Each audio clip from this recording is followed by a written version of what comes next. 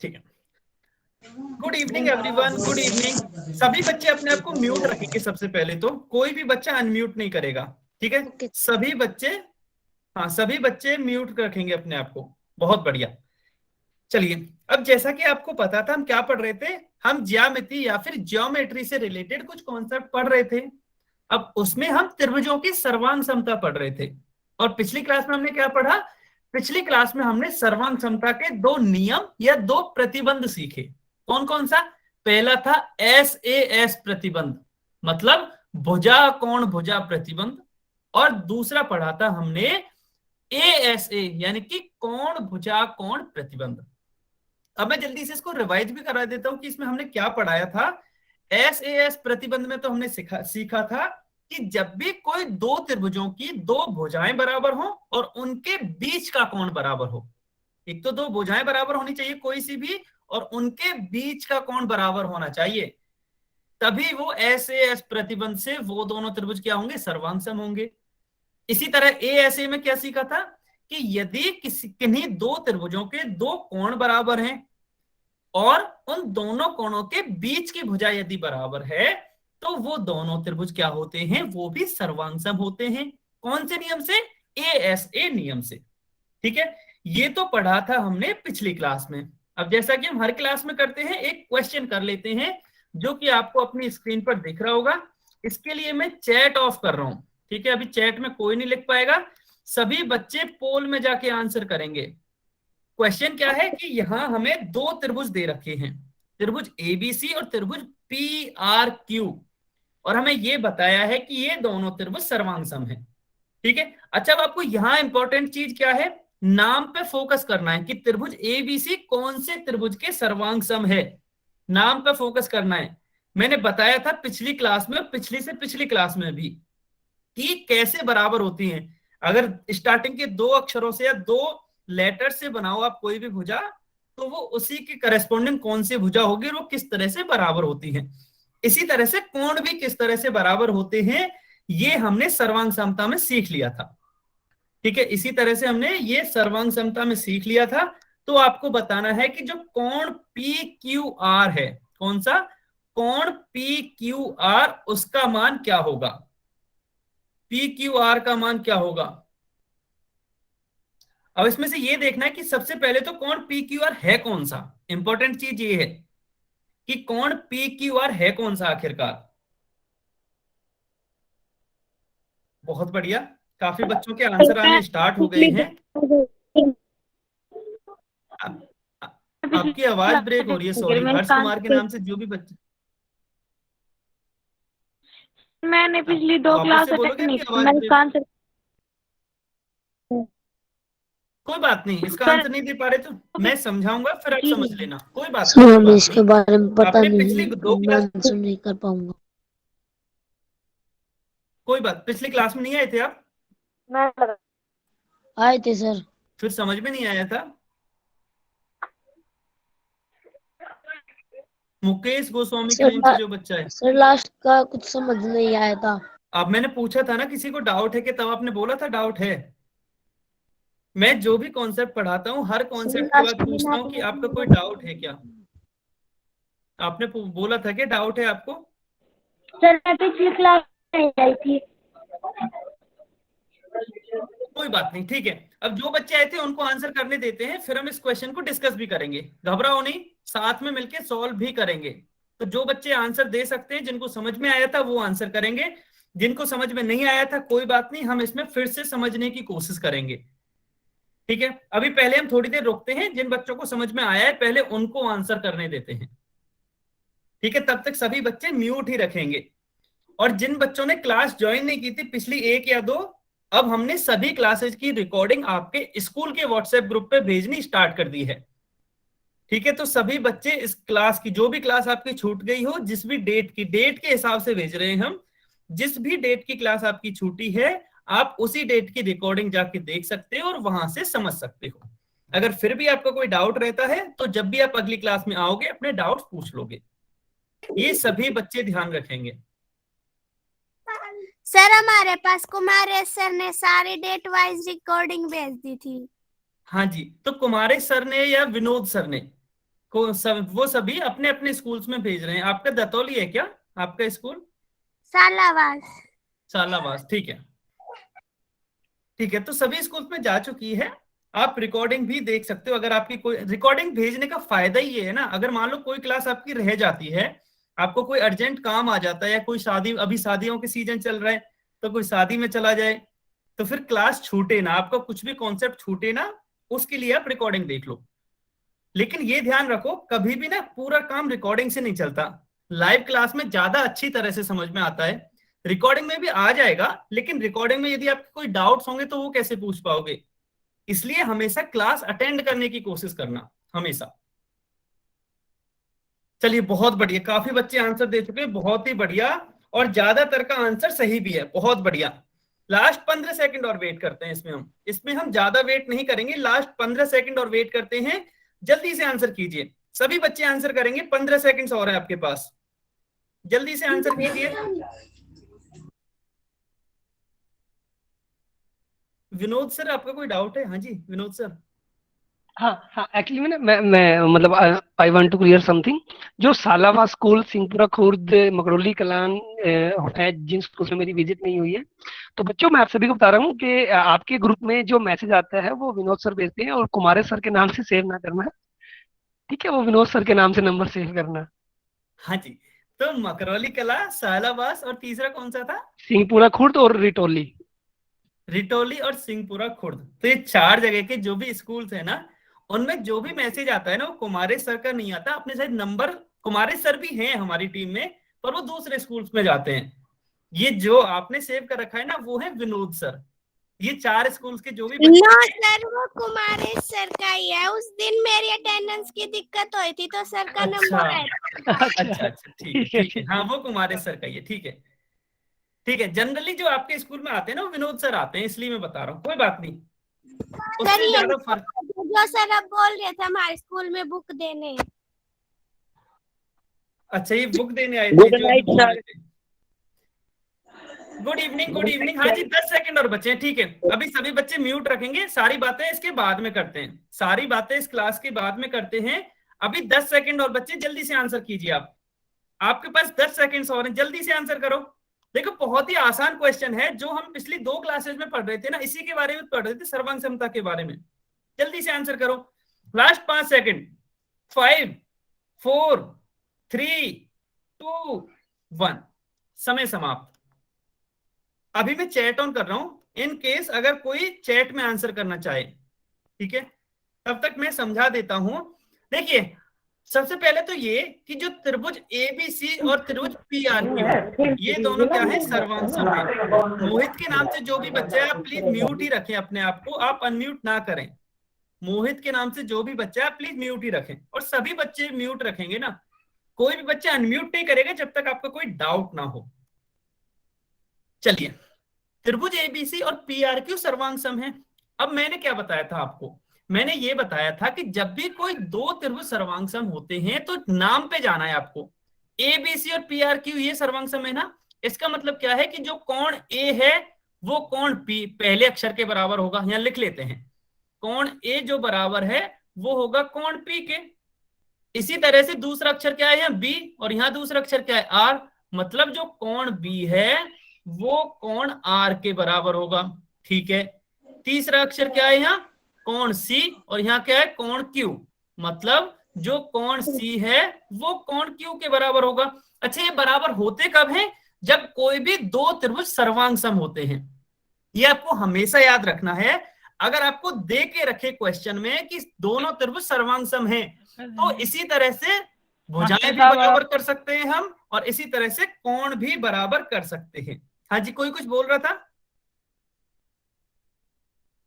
कोई कुछ बोल रहा था कि अभी? नहीं सर। ठीक है, कोई बात नहीं, ठीक है, सभी समझते हैं। तो इस तरह से तीनों कोणों पे हमें ये पता चल गया कि कौन कौन से कोण के बराबर है। हाँ जी, कोई डाउट है क्या? और साहिल के नाम से बोल रहा कोई। ठीक है।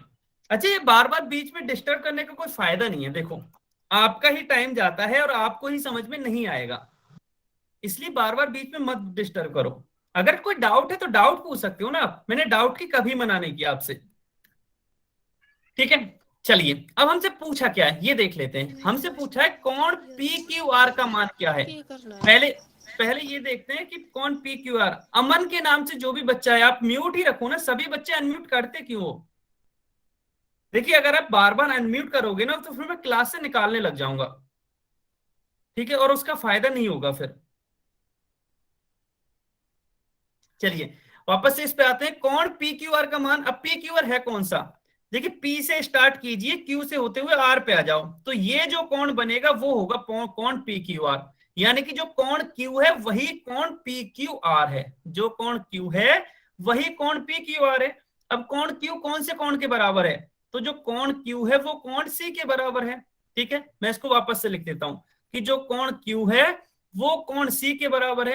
अब कोण सी का मान क्या हमें पता है? जल्दी से आप कमेंट में लिख के बताइए, क्या हमें कोण सी का मान पता है? अगर हाँ तो कितना है उसका? कोण सी का मान कितना है ये लिख के बता दो, कोण सी का मान लिख के बता दो। बहुत बढ़िया, बहुत ही बढ़िया,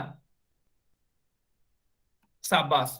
कोण सी का मान कितना है? यहां से दिख ही रहा है, ये 70 डिग्री है, इसलिए कोण क्यू भी 70 डिग्री के बराबर हो जाएगा।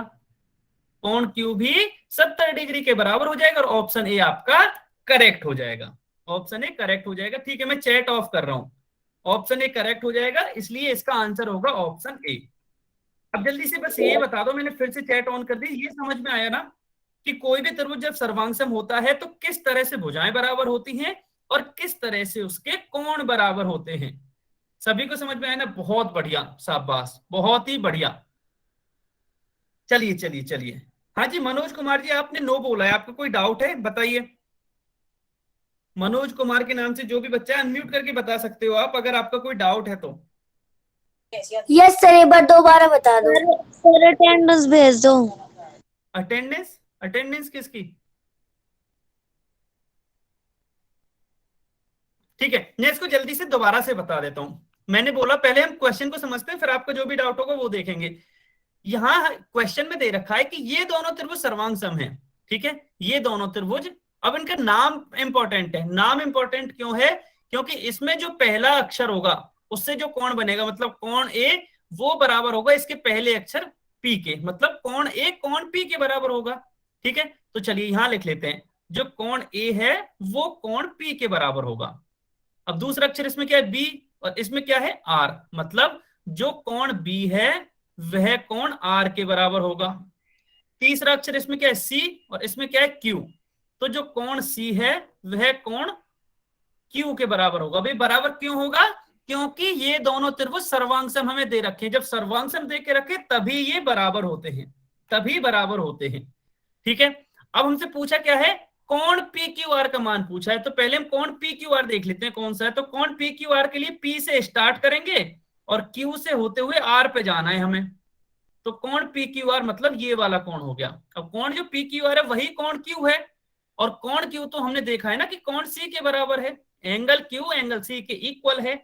इसका मतलब मैं यहां वापस से इसको लिख सकता हूं, एंगल क्यू बराबर एंगल सी, और एंगल सी की वैल्यू तो मुझे पता है ना यहां से कि ये 70 डिग्री है, तो इसकी जगह मैं 70 डिग्री लिख दूंगा कोण सी की जगह, तो कोण क्यू भी 70 डिग्री के बराबर हो जाएगा। ठीक है, इस तरह से इसका ऑप्शन ए करेक्ट होगा। सर चलिए सर चलिए ठीक, हाँ जी। ये जी जो आर कौन है जी, इसका क्या होगा जी? आर कोण का कुछ नहीं होगा, आर कोण आपको पूछे तो निकाल लेना। अगर आप पूछे ना आपसे, देखिए जैसे कोण क्यू ये 70 आ गया, ठीक है, अगर आर कोण है तो अगर आप इसको निकालोगे तो 90 डिग्री आएगा। निकाल भी सकते हो, कैसे? क्योंकि तीनों का योग 180 होता है, त्रिभुज के तीनों कोणों का योग, उनमें से एक 20 हो गया, एक 70 हो गया, तो यहां से तीसरा जब आप निकालोगे तो 90 डिग्री आएगा। वैसे ये क्वेश्चन में पूछा नहीं है। यस ठीक है, ठीक है, बहुत बढ़िया। चलिए फिर आज का पहला टॉपिक स्टार्ट करते हैं, जो कि आज बहुत लेट हो रहा है। चलिए कोई बात नहीं, अभी भी देखिए त्रिभुजों की सर्वांग समता के हमने अभी तक 3 नियम पढ़े हैं। कौन कौन से? मैं उनको रिवाइज करा देता हूं जल्दी से। एस एस एस प्रतिबंध, ठीक है, उसके बाद पढ़ा था एस ए एस प्रतिबंध, उसके बाद पढ़ा था ए एस ए प्रतिबंध, ठीक है, अब इन तीनों की मैं फुल फॉर्म बताऊं तो भुजा भुजा भुजा प्रतिबंध, भुजा कोण भुजा प्रतिबंध, और कोण भुजा कोण प्रतिबंध। ठीक है, इसमें हमने ये भी सीख लिया था कौन कौन से कॉन्सेप्ट होते हैं।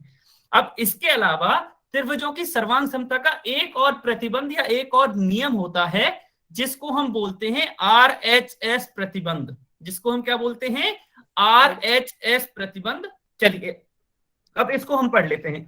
अब पहले तो RHS का मतलब क्या होता है, सबसे इंपॉर्टेंट चीज ये, R का मतलब होता है राइट एंगल मतलब समकोण, H का मतलब होता है हाइपोटेनियस मतलब कर्ण, और S का मतलब होता है साइड मतलब भुजा। ठीक है, अच्छा यहां से मुझे एक चीज पता चल गई, क्या कि यहाँ हाइपोटेनियस यूज हो रही है, और मुझे ये पता है हाइपोटेनियस और राइट एंगल ये दोनों ही चीज समकोण त्रिभुज में होती हैं।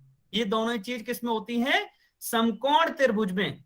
इसका मतलब मैं यहां से ये बोल सकता हूं ये जो प्रतिबंध है ना पूरा, वो केवल समकोण त्रिभुज पर ही लागू होता है।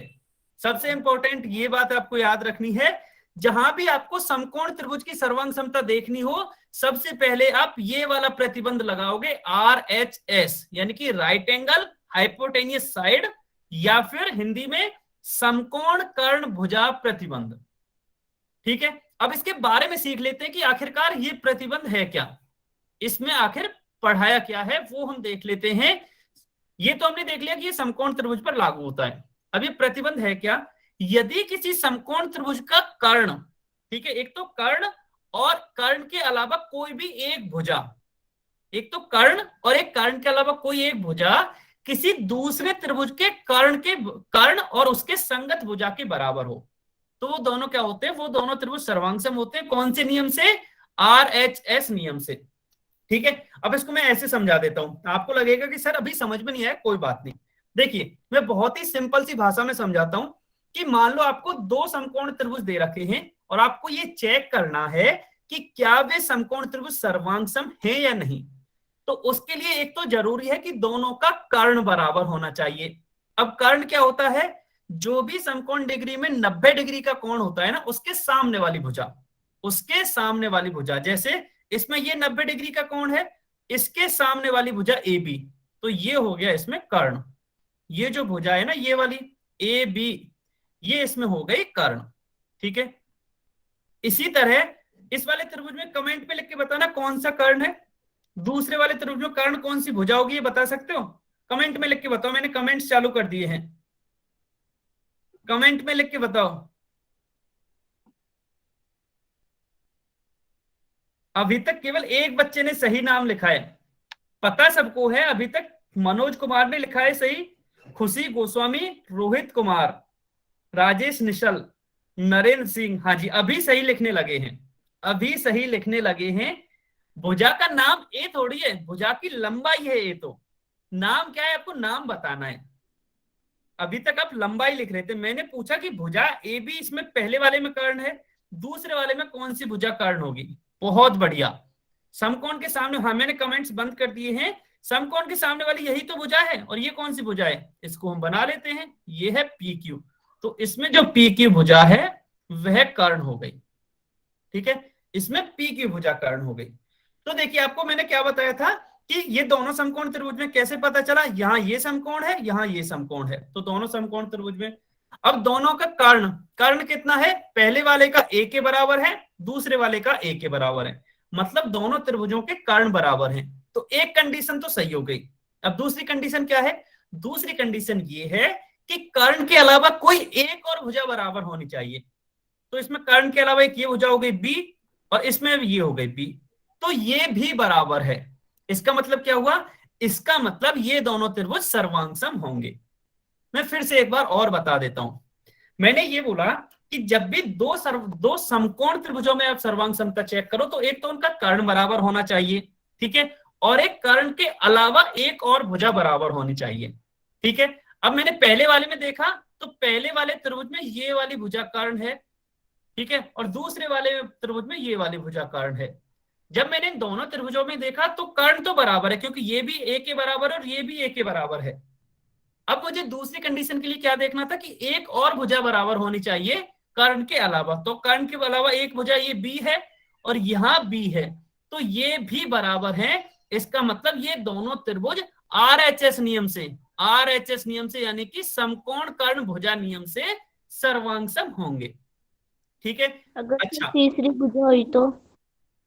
तीसरी, अच्छा तीसरी भुजा, देखिए आप, हाँ आप क्वेश्चन सही है, आप ये पूछ रहे हो कि इसकी बजाय ये पूछ रहे हो ना, ये भी ना हो कि ये भी होती, तो यही डाउट है क्या? Yes sir. हाँ यही डाउट है ना, हाँ जी। यही मैं आगे समझाने वाला था, बहुत अच्छा डाउट है, इसी तरह के डाउट्स पूछा करो। एक बच्चे ने बोला कि मान लो सर ये भी ना हो कि ये भी होती, ठीक है, तो भी क्या ये सर्वांग सम होते? चेक कर लेते हैं। देखिए इनके कर्ण तो बराबर हैं, कर्ण के अलावा एक भुजा इसमें ये भी है और इसमें ये भी है, तो हाँ ये भी सर्वांग सम होंगे। हमें ये लेना देना नहीं है कि कौन सी भुजाएं बराबर है, कर्ण के अलावा कोई सी भी हो सकती है, पर एक और बराबर होनी चाहिए। तो उसमें एक तो ये वाली भुजा हो गई जो बराबर है कर्ण के अलावा, और इसमें ये वाली भुजा हो गई, दोनों इस बी के बराबर है, इसलिए दोनों बराबर होंगी। ठीक है, अब यहां तक बताइए, समझ में आया आपको आरएचएस नियम क्या है सर्वांग समता का? यहां तक बताइए, एक तो कर्ण बराबर हो और एक कर्ण के अलावा एक और भुजा बराबर हो। सभी बच्चे जल्दी तीसरी ना हो, क्या? तीसरी भुजा बराबर नहीं होनी चाहिए। नहीं तीसरी हो सकती है, तीसरी से हमें लेना देना ही नहीं है।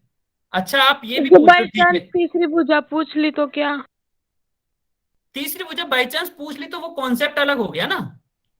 अभी तो हम केवल सर्वांग समता बोल रहे हैं, आप बोल रहे हो कि बाई चांस ये भुजा पूछ ली, ठीक है, तो मैंने पाइथागोरस प्रमेय पढ़ाई थी, यस या नो? वो भी समकोण त्रिभुज पर ही लागू होती है। मैंने पाइथागोरस प्रमेय पढ़ाई थी, मैं उसका ये फॉर्मूला भी लिख देता हूं। उसमें ये होता है कर्ण का स्क्वायर बराबर होता है और आधार का स्क्वायर प्लस लंब का स्क्वायर। ठीक है, इससे आप तीसरी भुजा भी निकाल सकते हो। तीसरी भुजा से कौन सा कठिन है? इससे आप तीसरी भुजा भी निकाल सकते हो। दोबारा मैं समझा दूंगा। अच्छा मैं एक बार पाइथागोरस प्रमेय को ना आपको समझा देता हूं, मैंने कब समझाया था पाइथागोरस प्रमेय को। आपको ध्यान होगा एक क्लास में मैंने वर्ग और वर्गमूल समझाए थे, अभी 2-3 क्लास पहले एक क्लास में वर्ग और वर्गमूल यानी कि स्क्वायर और स्क्वायर रूट समझाए थे। उसी क्लास में मैंने पाइथागोरस प्रमेय समझाई थी, वो क्योंकि 24 तारीख को। हाँ जी, मुझे एग्जैक्ट डेट याद नहीं है, वही मैं कह रहा हूँ 2-3 या 4 क्लास पहले मैंने वो समझाया था, उसमें समझाया था। ठीक है, इसको मैं एक बार और समझा देता हूँ, सभी बच्चे ध्यान से सुनेंगे। अभी कमेंट में बंद कर देता हूं ताकि आपका कमेंट्स में ज्यादा ध्यान ना रहे।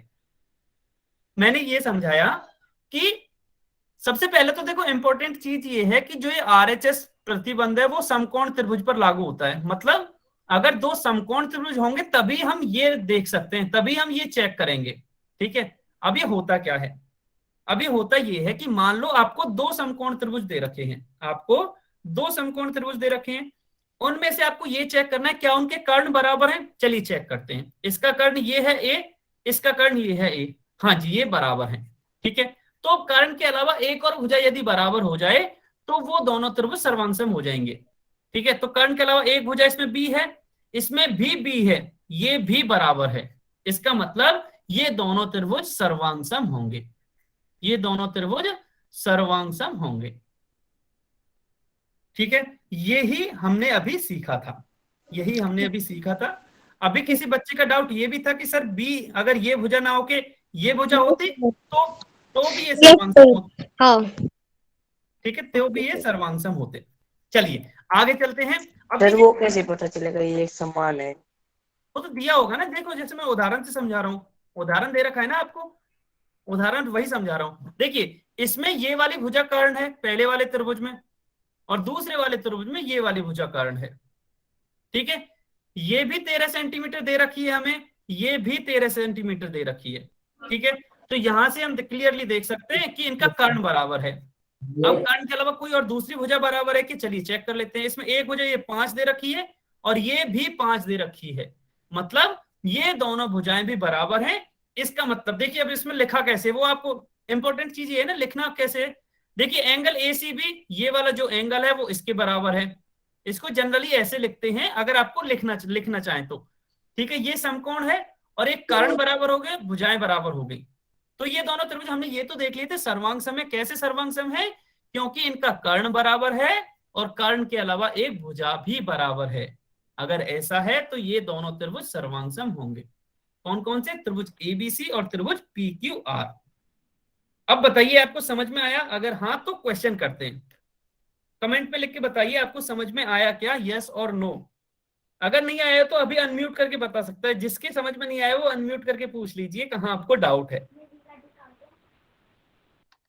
अगर किसी को समझ में नहीं आया हो तो अनम्यूट करके पूछ लीजिए आपको कहाँ डाउट है। राजेश निश्चल के नाम से जो बच्चा है, हाँ जी, आपको कहाँ समझ में नहीं आया? No sir. एक बार यहाँ से थोड़ा फिर से बताना। हाँ ठीक है, मैं फिर से एक बार बता देता हूँ। मैंने बोला कि यदि किन्हीं दो समकोण त्रिभुजों में एक तो कर्ण बराबर हो, यस तो सर। इसमें कर्ण पहले वाले में ये वाला कर्ण है, दूसरे वाले में ये कर्ण है। ठीक है, मैं पहले चैट बंद कर देता हूँ। एक तो कर्ण बराबर होना चाहिए और एक कर्ण के अलावा एक और भुजा बराबर होनी चाहिए। तो कर्ण के अलावा इसमें दूसरी भुजा 5 है, इसमें भी 5 है, तो ये भी बराबर है। तो इसलिए ये दोनों त्रिभुज सर्वांग होंगे। ये दोनों त्रिभुज सर्वांग होंगे। कौन से प्रतिबंध से? RHS प्रतिबंध से ये दोनों भी सर्वांग होंगे। ठीक है, बस इतना ही समझना था। चलिए अब हम क्वेश्चन सॉल्व कर लेते हैं। क्वेश्चन दे रखा है क्वेश्चन नंबर 73। बहुत ही आसान क्वेश्चन है, जल्दबाजी में गलत कोई नहीं करेगा। बहुत ही आसान क्वेश्चन है, क्वेश्चन नंबर 73। आंसर देना है आपको पोल सेक्शन में जाके। अब आपको देखो यहाँ बस चेक करने हैं, जो मैंने अभी कंडीशन बताई थी ना वो बस आपको चेक करनी है कि क्या वो यहाँ लागू हो रही है। अगर हाँ तो ये सर्वांग होंगे, अगर नहीं तो ये सर्वांग नहीं होंगे। तो आपको बताना है कि क्या ये सर्वांग होंगे दोनों त्रिभुज, क्या ये दोनों त्रिभुज सर्वांग होंगे। क्वेश्चन ये है, बोल के कोई नहीं बताएगा, सभी बच्चे पोल सेक्शन में आंसर करेंगे। बहुत बढ़िया, शाबाश, काफी बच्चे आंसर कर चुके हैं और ज्यादातर का सही भी है। बहुत ही बढ़िया, शाबाश, सभी बच्चे आंसर करेंगे जल्दी से। ये तो बहुत आसान क्वेश्चन है। अगर आपको कॉन्सेप्ट समझ में आया होगा तो बस इसका तो कुछ सेकंड में आंसर आ जाएगा। इसमें तो आपको इसको सॉल्व करने के लिए पेन उठाने की भी जरूरत नहीं, आप ऐसे देख के बता सकते हो कि ये सर्वांग है या नहीं। जल्दी से बताइए। बहुत बढ़िया, काफी बच्चे आंसर दे चुके हैं, ज्यादातर का आंसर सही भी है। बहुत ही बढ़िया, शाबाश, सभी बच्चे आंसर करेंगे। अच्छा, अभी भी आधे ही बच्चों ने आंसर किया, अभी भी काफी बच्चे बचे हैं जिन्होंने आंसर नहीं किया। जल्दी से आंसर करो, 15 सेकंड से आपके पास, 15 सेकंड से जल्दी से आंसर कीजिए। 15 सेकंड से बस आपके पास। Okay sir. आपके पास बस 15 सेकंड है, जल्दी से आंसर करो। अभी केवल 10 सेकंड्स बचे हैं, केवल 10 सेकंड्स बचे, जल्दी से आंसर करो। अभी भी काफी बच्चे हैं जिन्होंने आंसर नहीं किया। 10 सेकंड से आपके पास, जल्दी से आंसर कीजिए। बहुत बढ़िया, बहुत बढ़िया, काफी बच्चे ऐसे हैं अभी भी जिन्होंने आंसर नहीं किया है, जल्दी से आंसर कीजिए। 10 सेकंड से आपके पास, लास्ट 5 सेकंड। 5 4 3 2 1, समय समाप्त। अच्छा, इसमें क्या हुआ? इसमें काफी कम बच्चों ने आंसर किया है। चलिए इसको भी समझ लेते हैं। पहले मैं चैट ऑन कर रहा हूं। अब चैट में केवल वही बच्चे आंसर करेंगे जो पोल में आंसर नहीं कर पाए थे, केवल वही बच्चे आंसर करेंगे। देखिए हमें क्या दे रखा था, हमें पूछा था कि क्या ये दोनों त्रिभुज सर्वांग सम है। तो चलिए चेक कर लेते हैं। सबसे पहले हम कर्ण ढूंढते हैं। इसमें ये वाली समकोण के सामने वाली भुजा है तो ये कर्ण है, दूसरे वाले में ये समकोण के सामने वाली भुजा ये है, मतलब ये वाली भुजा और ये वाली भुजा, ये दोनों भुजाएं कर्ण हैं। अच्छा, बहुत सारे कमेंट्स कर रहे हो इसलिए मैं चैट बंद कर रहा हूं। मैंने अभी चैट भी बंद कर दी है। क्या इनके कर्ण बराबर है? देखते हैं। ये 10 सेंटीमीटर है, ये भी 10 सेंटीमीटर है, बिल्कुल इन दोनों के कर्ण बराबर हैं। अब कर्ण के अलावा एक और भुजा बराबर होनी चाहिए, तो वो तो मुझे क्लियरली दिख रहा है ना, ये 8 सेंटीमीटर और ये भी 8 सेंटीमीटर, तो बस हो गया। इसमें कर्ण भी बराबर है और कर्ण के अलावा एक और भुजा बराबर है, तो हाँ ये दोनों सर्वांग सम होंगे।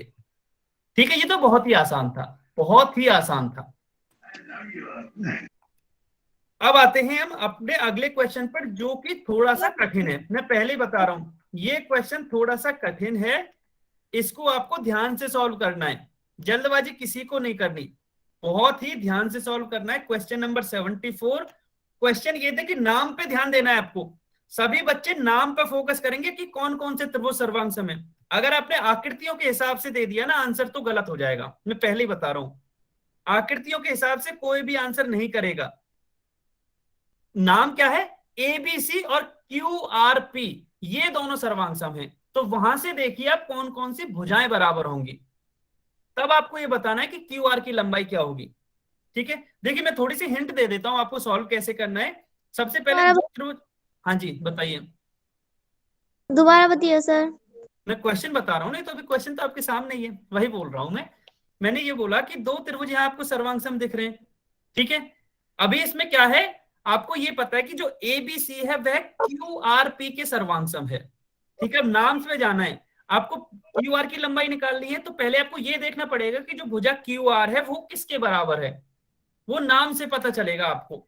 आकृतियों पे नहीं जाना है आपको, आकृतियों पे नहीं जाना है। मैं और हिंट दे देता हूं थोड़ी सी कि ये जो ABC है और ये जो QR है वो दोनों सर्वांगसम है। तो आपको यहां से देखना है QR। अब QR कहां से मिलकर बना है, स्टार्टिंग के दो अक्षरों से। तो ये QR इसमें कौन सी भुजा के बराबर होगा वो चेक करना है, और वो भुजा आपको निकालनी है, वो भुजा आपको निकालनी है। अब मैंने बहुत बढ़िया हिंट दे दिया आपको, अब तो बस आपको सॉल्व करना है। सभी बच्चे आंसर करेंगे, अब सभी बच्चे आंसर करेंगे।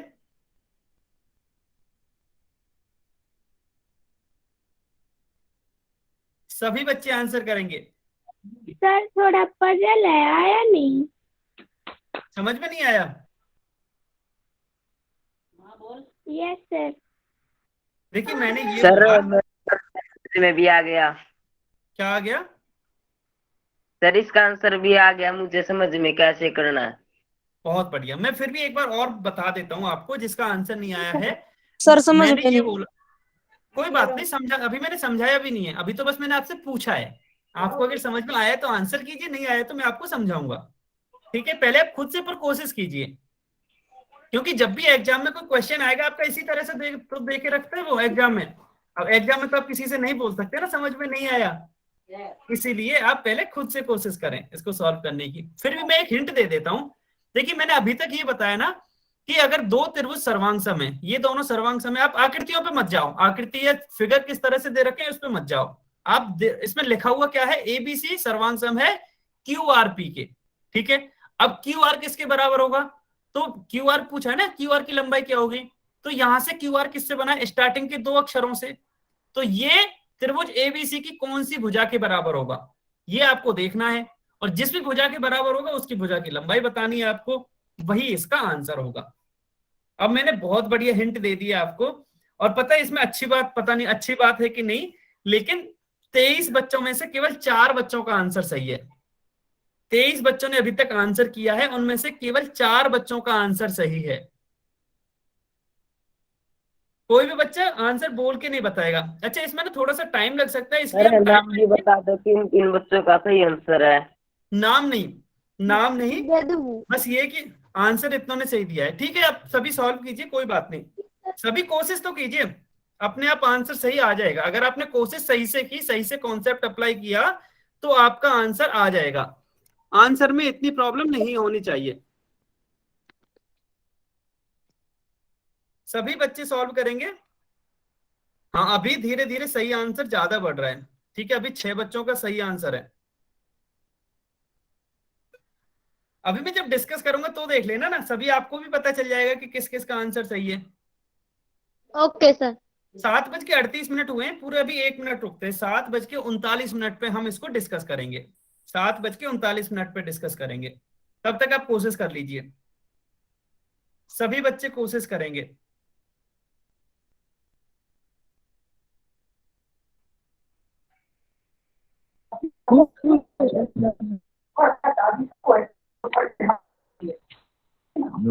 सभी बच्चे म्यूट रखेंगे अपने आप को, सभी बच्चे म्यूट रखेंगे।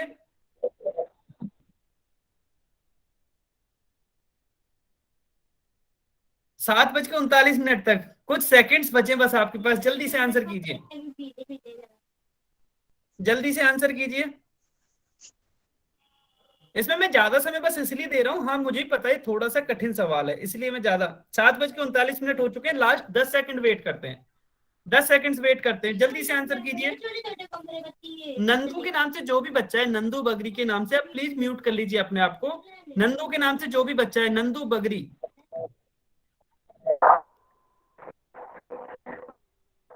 39 हो गया, अब तो 5 सेकंड और हैं, 5 सेकंड और हैं।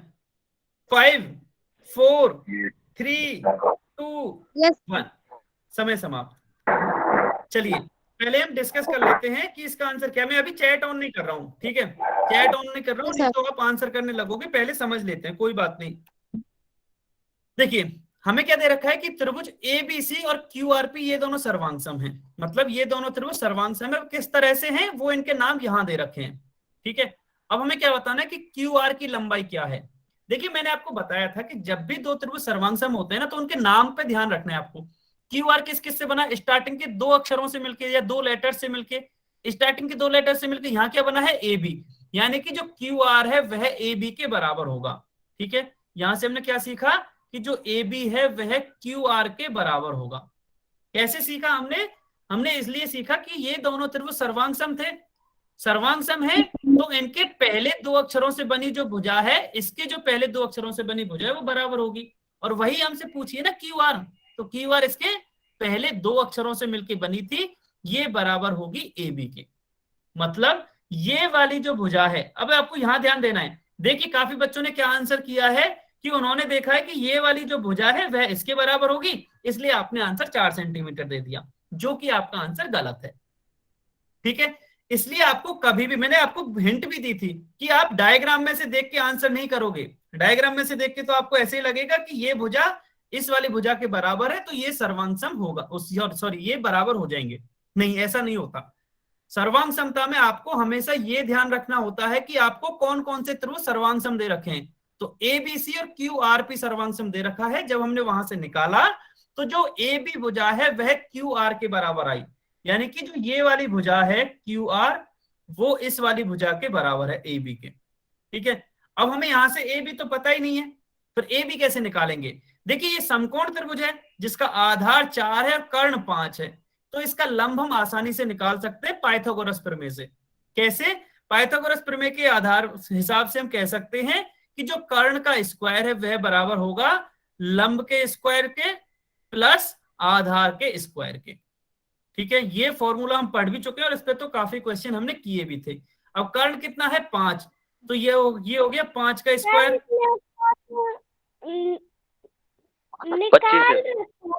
निकालना नहीं हमें, निकालना है इसमें क्या सर, इसमें लंब और आधार दे रखा है, तो ना आधार और कर्ण दे रखा है, तो माइनस नहीं होगा लंब निकालने के लिए। माइनस ही होगा, माइनस ही होगा, आपकी बात बिल्कुल सही है, होगा माइनस ही। लेकिन मैं कैसे कर लूं, देखिए मैं पहले इनकी वैल्यूज रख रहा हूं फिर माइनस करूंगा। आप कैसे कर लो, माइनस ही होगा। देखिए मैंने पहले 5 लिख दिया ना, अभी देखो अब थोड़ा सा इसको सॉल्व होने दो, आपको पता चल जाएगा कि यहाँ माइनस ही कर रहे हैं हम। देखिए ये 5 का स्क्वायर रखा, लंब कितना है, लंब तो हमें निकालना है, लंब का स्क्वायर प्लस आधार कितना है, आधार है 4, तो ये हो गया 4 का स्क्वायर। तो 5 का स्क्वायर हो गया 25 बराबर ये आएगा लंब का स्क्वायर प्लस 4 का स्क्वायर हो गया 16। अब यहां से लंब का स्क्वायर जब हम निकालेंगे तो देखो यहां माइनस कर दिया है मैंने पहले माइनस नहीं किया, अब माइनस किया है। ये हो जाएगा 25 माइनस 16, ये हो जाएगा 25 माइनस 16। आप चाहो तो यहां से भी लिख सकते हो, क्या लिख सकते हो कि लंब का स्क्वायर जो आएगा ना वो आएगा कर्ण का स्क्वायर माइनस आधार का स्क्वायर। आप यहां भी माइनस कर सकते हो, दोनों ही मेथड सेम है, दोनों में आंसर सेम ही आने वाला है, ठीक है। देखो अगर आप इस फॉर्मूले को देखो, इसमें सबसे पहले क्या है, कर्ण का स्क्वायर जो कि 25 है, वही तो हमने यहां लिखा है 25 माइनस आधार का स्क्वायर, आधार का स्क्वायर 16 है, वही हमने यहां लिखा है, तो एक ही बात है। आप पहले माइनस कर लो फिर वैल्यूज रखो, या पहले वैल्यू रख लो फिर माइनस करो, दोनों एक ही बात है, ठीक है। चलिए अब हम इसको आगे सॉल्व करते हैं। अब 25 में से 16 घटाएंगे तो लंब का स्क्वायर मिलेगा हमें 9, ठीक है, लंब मतलब ए बी। अब लंब का स्क्वायर 9 है और इसको मैं लिख सकता हूं 3 के स्क्वायर के बराबर। इसको क्या लिख सकता हूं, 3 का स्क्वायर। तो अब कमेंट में आप पहले ये बताइए कि लंब का स्क्वायर 3 के स्क्वायर के बराबर है, तो लंब किसके बराबर होगा। ये देखो अभी हमने जब पाइथागोरस प्रमेय पढ़ी थी ना, वहां बहुत डिस्कशन किया था, बहुत सारा। सभी बच्चे बताएंगे यहां से लंब कितना निकलेगा। बहुत बढ़िया, शाबाश, बहुत ही बढ़िया।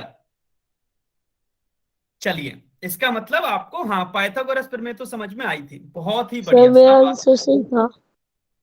अगर आपने आंसर 3 सेंटीमीटर चैट बंद कर दी है, ठीक है, यहां से लंब क्या निकलेगा, ये निकलेगा यहां से 3 सेंटीमीटर। और लंब क्या है, लंब है ये जो ए बी भुजा है वो, मतलब ये 3 सेंटीमीटर निकला है। अब यहाँ क्यू आर की जगह, क्यू आर किसके बराबर है, ए बी के, और ए बी हमने निकाल लिया है 3, मतलब 3 बराबर हो जाएगा क्यू आर, या क्यू आर का जो मान है वह 3 सेंटीमीटर के बराबर हो जाएगा। क्यू आर हमसे पूछा है ना, यही 3 सेंटीमीटर के बराबर हो जाएगा। अब जिसका आंसर 3 सेंटीमीटर आया है उसका आंसर एकदम सही है, ठीक है, मेरा भी सही आंसर है। ठीक है, जिसका आंसर 3 सेंटीमीटर आया है उसका सही है। मैं नाम किसी का नहीं बता रहा। अब आप पहले ये बताइए सभी बच्चे कमेंट में लिख के, आपको समझ में आया क्या? या दो चीजें थी, देखिए दो चीजें क्या थी, पहले तो आपको सर्वांग समता के बारे में देखना था कि कौन कौन से त्रिभुज सर्वांग सम है, उस हिसाब से आपको देखना था कि जो भुजा क्यू आर है वह कौन सी भुजा के बराबर है, वह कौन सी भुजा के बराबर है। अच्छा, ज्यादातर की समझ में आया है। संदीप गोस्वामी के नाम से जो बच्चा है, आपका कहाँ डाउट है, आप ये बताओगे?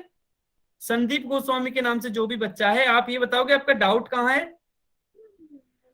अनम्यूट करके बता दीजिए आप। सर ये सब प्लस हुआ है, इसमें माइनस नहीं हुआ। ये ऐसे जैसे यहाँ पे करंट का स्क्वायर। हाँ हाँ ठीक है, आपको कारण ये निकालना है ना, ये निकालने में पहले पूरे को इरेज कर देता हूं। जितेंद्र कुमार के नाम से जो बच्चा है ना, अगर आपने एक बार और इतने सारे कमेंट किए तो आपको क्लास से निकाल दिया जाएगा, ठीक है। अभी आपको थोड़ा सा स्ट्रिक्टली रहना पड़ेगा क्लास में, अगर आपको अच्छे से पढ़ना है तो। चलिए मैं फिर से एक बार समझा देता हूँ, काफी बच्चों का डाउट ये था कि सर ये कैसे आया। तो देखिए पहले मैं इसके नाम लिख देता हूँ। ये वाली भुजा क्या है, कर्ण, ठीक है। अब इसको हम कर्ण की बजाय ना मैं के लिख देता हूँ, के, ताकि हम शॉर्ट में समझ जाएं। ये आधार है तो मैंने इसको ए लिख दिया है, ये लंब है तो मैंने इसको एल लिख दिया है, मैंने शॉर्ट में लिखे हैं सब, ठीक है। अब पाइथागोरस प्रमेय क्या होती है? पाइथागोरस प्रमेय होती है कि कर्ण का स्क्वायर बराबर लंब का स्क्वायर प्लस आधार का स्क्वायर, ठीक है, ये होती है। अभी कर्ण क्या, हमें देखिए दो मेथड है। आप चलिए पहले हमें क्या निकालना है, लंब निकालना है ना, तो हम लंब का फॉर्मूला निकाल लेते हैं। यहां से लंब का स्क्वायर जो होगा वो होगा कर्ण के स्क्वायर के माइनस आधार के स्क्वायर से। अभी मैं दूसरी तरह से करा रहा हूं, आप पहले माइनस कर लीजिए, कोई बात नहीं, ठीक है। अब यहां से कैसे निकलेगा, कर्ण कितना है, कर्ण दे रखा है आपको 5 सेंटीमीटर, ठीक है। तो मैं यहां लिखता हूं कि जो लंब का स्क्वायर है वो हो गया 5 के स्क्वायर के माइनस आधार कितना है 4 सेंटीमीटर, तो ये 4 का स्क्वायर। यहां तक हो गया। अभी मैं आगे लिख देता हूं इसको, लंब के स्क्वायर को एल स्क्वायर लिख दिया मैंने। अब 5 का स्क्वायर होता है 25, तो यहां आएगा पहले 25 माइनस 4 का स्क्वायर होता है 16, ठीक है। तो ये जो लंब का स्क्वायर है वो आएगा 25 में से जब आप 16 घटाओगे तो आपको 9 बचेंगे, ठीक है। और 9 को हम किसका स्क्वायर लिख सकते हैं, 3 का स्क्वायर। तो जो लंब का स्क्वायर है वो 3 के स्क्वायर के बराबर है। तो जो अभी आपने आंसर दिया इस केस में लंब हो जाएगा 3, और यह सेंटीमीटर है यूनिट, तो हम यहां भी सेंटीमीटर लिखेंगे। तो जो लंब आया है वो हमारा 3 सेंटीमीटर आ गया। अब ये तो आपको समझ में पहले ही आ गया था कि जो क्यू आर भुजा है, ये वाली भुजा है, वो ए बी भुजा के बराबर होगी, ठीक है। क्यू आर जो है वो ए बी भुजा के बराबर होगी, और ए बी लंब है, इसकी जो लंबाई है हमने 3 सेंटीमीटर निकाली है, तो इसकी जगह आप 3 सेंटीमीटर लिख दो ए बी की जगह, ठीक है। तो ये क्यू आर यहाँ से 3 सेंटीमीटर आ जाएगा। अच्छा, ये दतौली आलेख पीटर के नाम से जो भी बच्चा है ना, मैं आपको क्लास से निकाल रहा हूँ, क्योंकि आप काफी देर से अनम्यूट करके बैठे हो, ठीक है, इसलिए आपको क्लास से निकाला जा रहा है। हाँ जी, अभी शायद डिस्टरबेंस क्लास में कम आएगा थोड़ा सा। कौन सा बच्चा निकाला गया है? ठीक है, दतौली आलेख पीटर के नाम से था। हाँ जी, अभी आप चैट में ऑन कर रहा हूं यार। अभी जो 2 बच्चों ने डाउट पूछा था ना, 2 बच्चों ने, एक तो नंदू के नाम से जो बच्चा है, नंदू के नाम से, उनको समझ में नहीं आया था, और किसी बच्चे ने एक ने पूछा था। आप अनम्यूट करके बता दीजिए आपको समझ में आया? आ गया सर, समझ आ गया ना, बहुत बढ़िया। चलिए फिर आगे चलते हैं, अगर आ गया समझ में, ठीक है। इसका क्या है, ये 3 सेंटीमीटर, ऑप्शन बी इसका आंसर आ गया। चलिए आज का लास्ट क्वेश्चन करते हैं, क्वेश्चन नंबर 75। क्वेश्चन नंबर 75, देखिए ये आसान है, इसमें गलत नहीं होना चाहिए आपका। अगर आपका इसमें भी गलत हो गया ना तो फिर आपको शायद समझ में नहीं आया, फिर आपको बताना पड़ेगा आपको कहाँ डाउट है। ये तो बहुत ही आसान है, हमें आपको बस ये बताना है कि आरएचएस प्रतिबंध से कौन सा युग्म सर्वांग सम है, बस आपको ये बताना है। Yes sir. बोर्ड के कोई नहीं बताएगा, सभी बच्चे पोल सेक्शन में बताएंगे, ठीक है। समय ले लो, जल्दबाजी कोई नहीं करेगा, समय ले लीजिए, जल्दबाजी कोई भी नहीं करेगा, जल्दबाजी कोई नहीं करेगा। आपको ये बताना है कि जो ये 4 त्रिभुज आपको दे रखे हैं, इनमें से कौन कौन से त्रिभुज आपस में सर्वांग सम है। अब उसके लिए 4 ऑप्शंस दे रखे हैं, अगर आपको ऐसे नहीं पता चले तो आप चारों ऑप्शन से चेक कर लीजिए कि कौन सा ऑप्शन में जो त्रिभुज है वो सर्वांग सम है, कौन से त्रिभुज में सर्वांग सम है, ये आप बता सकते हो।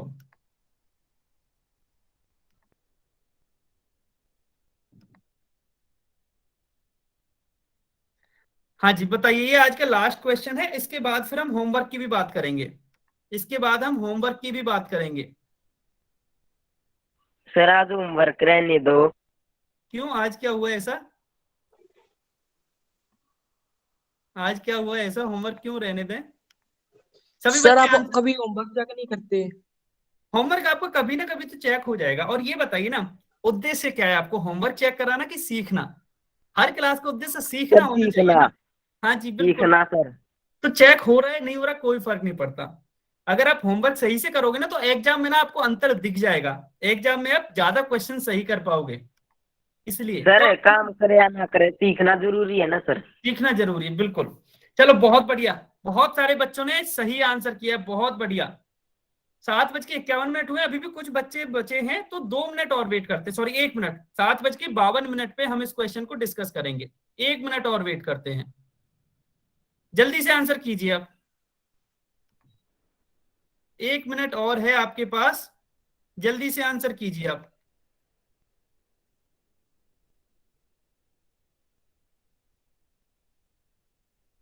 सात बज के 52 पे हम इसको डिस्कस करेंगे, तो जल्दी से आंसर कीजिए। बहुत बढ़िया, अच्छा इसमें अच्छी बात यह है ना, ज्यादातर बच्चों ने सही आंसर किया है, बहुत ही बढ़िया, शाबाश, बहुत बढ़िया।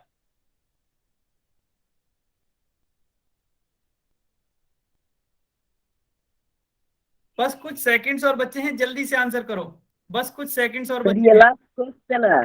हाँ ये लास्ट क्वेश्चन है, इसके बाद हमने क्या क्या सीखा है उसके बारे में पढ़ेंगे, होमवर्क की बात करेंगे, बस क्लास खत्म हो जाएगी, ठीक है। लास्ट 10 सेकंड और हैं, 7:52 हो चुके हैं, लास्ट 10 सेकंड और है, जल्दी से आंसर कीजिए, केवल 10 सेकंड हैं आपके पास, केवल 10 सेकंड हैं, जल्दी से आंसर कीजिए,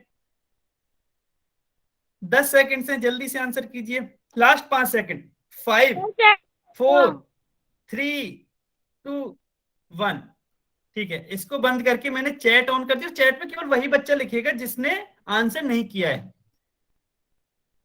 चलिए इसमें चेक करते हैं कौन कौन से होंगे। पहले दे रखा है, पहले ऑप्शन में पहला और तीसरा सर्वांग सम है, चलिए पहले और तीसरे में देखते हैं। देखिए पहले और तीसरे में तो ये 90 डिग्री है, इसके सामने वाली भुजा कर्ण है, अब ये तो हमें दे ही नहीं रखी ना, ये हमें ये भुजा दे रखी है, तो 2 भुजाएं यहां से मिसिंग है, ठीक है। जबकि इसमें कर्ण हमें दे रखा है 2.5 सेंटीमीटर। इसकी क्या चैट, हाँ चैट का क्या करना है, बता दो सर कहाँ से होएगी? चैट बता दूं तो इस क्लास के बाद में बताता हूँ आपको। चैट मैसेज आप कैसे भेजते हो, आप मैसेज नहीं भेजते, इस क्लास के बाद में बताता हूँ, इस क्वेश्चन को समझा देता हूँ फिर बताता हूँ, ठीक है। ठीक है थोड़ा सर। सा ही टाइम बचा है क्लास में, ठीक है। देखिए यहां से हमने देखा कि पहला ऑप्शन जब चेक किया, कोई बात नहीं, पहले समझ लीजिए, फिर जो भी आपका डाउट होगा उसकी बात करते हैं, पहले आप समझ लीजिए, ठीक है। पहला और तीसरा, तो पहला और तीसरा इन दोनों को जब हमने चेक किया तो ये समकोण है इसमें, और इस समकोण के सामने वाली भुजा ये है 2.5, मतलब ये हो गया इसका कर्ण, कर्ण हो गया इसका 2.5। अब तीसरे में कर्ण क्या है, दे रखा है क्या, नहीं दे रखा, क्या हम इसको निकाल सकते हैं, नहीं निकाल सकते, क्योंकि कर्ण निकालने के लिए हमें लंब भी पता होना चाहिए था, ठीक है। अब लंब भी नहीं दे रखा और कर्ण भी नहीं दे रखा, तो यहां से कर्ण नहीं निकाल सकते, इसलिए पहला ऑप्शन तो गलत हो जाएगा, ठीक है।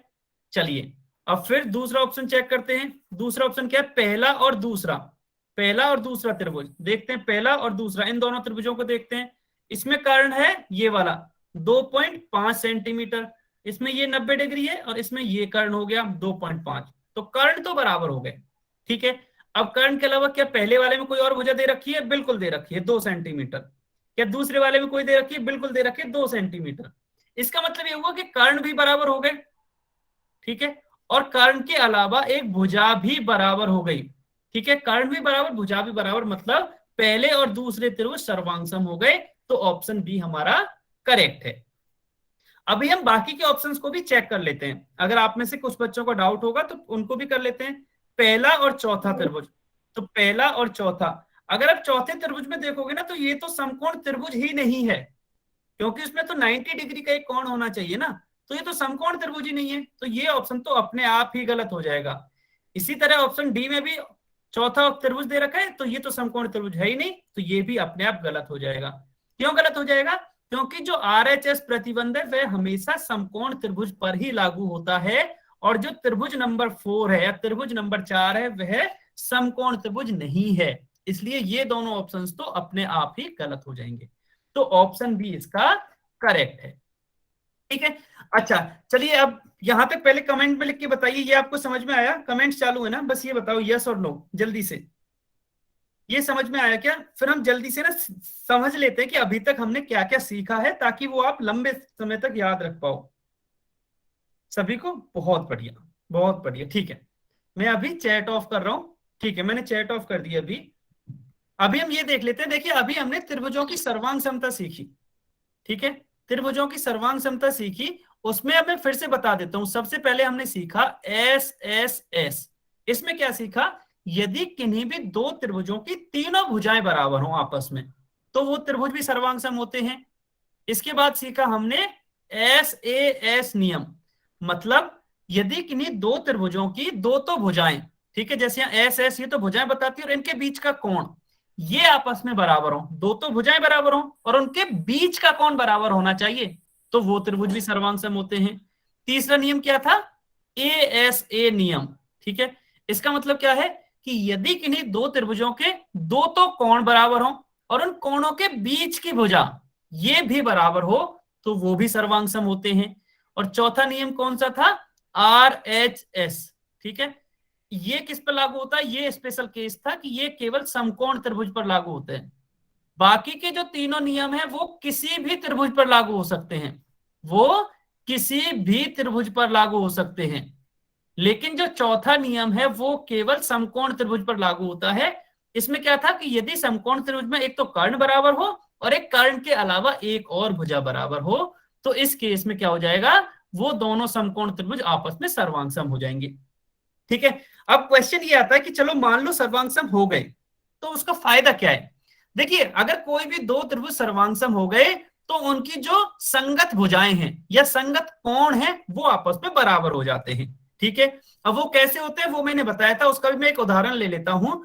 मान लो दो त्रिभुज आपको इस तरह से संगत दे रखे हैं ABC, और ये सर्वांग सम है त्रिभुज, ये सर्वांग सम है त्रिभुज PQR के, ठीक है। अगर इन दोनों के बराबर है तो यहां से हमने सीखा कि जो कोण A है ये पहले नंबर पे है और यहाँ पहले नंबर पे P, तो कोण A बराबर होगा कोण P के। अब मैं ये बता रहा हूं ये सर्वांग सम तक किसी चारों कंडीशन में से कोई किसी में भी हो सकती है, कोई सा भी सर्वांग सम हो तो उनकी संगत कोण। अब संगत कोण कैसे देखते हैं? यहां से पहला अक्षर A है, यहां से पहला अक्षर P है, तो ये दोनों संगत हो जाएंगे। इसी तरह से दूसरा अक्षर यहां से क्या है? B, और यहां से क्या है? Q, तो ये भी संगत है और ये भी बराबर हो जाएंगे। तो जो कोण B है वो कोण Q के बराबर होगी। इसी तरह कोण C कोण R के बराबर होगी। ये तो हो गई कोणों की बात, ठीक है। इसी तरह से अब भुजाओं की बात करते हैं, ठीक है। अब भुजाओं की बात के लिए पहले मैं इसको इरेज कर लेता हूं, थोड़ा सा साफ कर लेता हूं। मैं जल्दी से इसलिए समराइज कर रहा हूं ताकि ये आपको लंबे समय तक याद रहे और आप कभी भी भूलो ना। ये तो कोणों की बात हो गई। भुजाएं कैसे कैसे बराबर होती है, संगत भुजाएं कैसे ढूंढते हैं? देखिए पहले दो अक्षरों से कौन सी भुजा बनेगी? AB। दूसरे वाले में पहले दो से कौन सी बनेगी? PQ, तो AB और PQ बराबर हो जाएगी, ठीक है। इसी तरह लास्ट के दो अक्षरों से कौन सी बनेगी? पहले त्रिभुज में BC, और यहां लास्ट के दो अक्षरों से बनेगी QR, यानी कि जो BC है वह QR के बराबर हो जाएगी। अब तीसरी भुजा देखनी, तीसरी भुजा कैसे बनती है? पहले अक्षर से और तीसरे अक्षर से, मतलब AC। यहां पहले अक्षर से और तीसरे अक्षर से पी आर बन रही है, तो ए सी पी आर के बराबर हो जाएगी। ये आपको हमेशा याद रखना है कि जब भी कोई दो त्रिभुज सर्वांग दे के रखे ना, तो आप नाम पे फोकस करो कि कौन कौन सा नाम है, ठीक है, क्योंकि नाम के हिसाब से ही आप संगत भुजाएं जो और संगत कोण, संगत भुजा और संगत कोण निकाल सकते हो, और वो आपस में बराबर होते हैं। ठीक है, यहां तक बताइए, यहां तक समझ में आया क्या? जल्दी से छोटा सा होमवर्क है आज का, आज ज्यादा होमवर्क नहीं है, उसकी बात करेंगे। यहां तक समझ में आया कि सभी के यस और नो? क्योंकि जो मैंने अभी समझाया ना, ये इंपॉर्टेंट है सबसे ज्यादा ये इंपॉर्टेंट है। अगर ये आपको समझ में आया तो अब आपका कोई भी सर्वांग समता का क्वेश्चन कभी भी गलत नहीं होगा। ठीक है, अगर आपको ये समझ में आया है तो चलिए अब हम होमवर्क की बात कर लेते हैं। होमवर्क आज बहुत ही छोटा सा है, ठीक है। अभी आपको होमवर्क वाली स्क्रीन दिखेगी, ये होमवर्क रहा, ठीक है। सभी को यहां से स्क्रीन दिख रही होगी। आज हमने यही पढ़ा ना, RHS सर्वांग समता नियम, RHS, बस इसी का होमवर्क है आज Yes. कुछ ज्यादा नहीं है। हाँ जी, प्रश्नावली 16.1, अगर किसी के पास वर्कशीट है तो पेज नंबर 57 निकालना है, प्रश्नावली 16.1। अगर किसी को स्क्रीनशॉट लेना है तो स्क्रीनशॉट भी ले सकता है, मैं 5 तक गिन रहा हूं। 5 4 3 2 1, ठीक है। प्रश्नावली 16.1 और प्रश्नावली 16.2, बस पहला दूसरा सवाल। फिर से 5 तक गिन रहा हूं मैं, 5 4 3 2 1, बस इतना ही होमवर्क था। आज की क्लास बस यहीं तक थी। अगर आपको कोई डाउट है तो आप अपने डाउट बाय सर। नहीं है तो बस यहीं तक थी। Okay, bye bye, bye everyone, bye bye. Sir Sangram सम क्या होता है एक बार बताना।